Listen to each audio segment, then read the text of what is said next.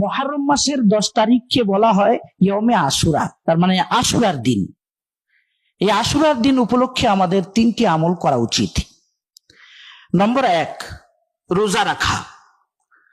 নম্বর 2, নিজের অধীনস্থদের উপর আপেক্ষিক বেশি খরচ করা, তার মানে এদিনে একটু দারাজ হস্তে খরচ করা।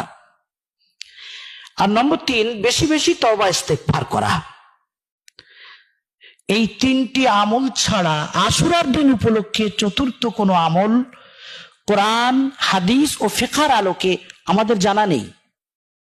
অতএব বিভিন্ন জায়গায় মুহররম তথা আশুরার দিন উপলক্ষে এই 3টি আমল ছাড়া আর যা কিছু করা হয় সবগুলি ভিত্তিহীন, বিদআত, খুরাফাত, রসম রেওয়াজ, দেশ প্রথা এবং শরীয়তের দৃষ্টিতে আপত্তিকর প্রথা প্রচলন ছাড়া আর কিছুই নয়।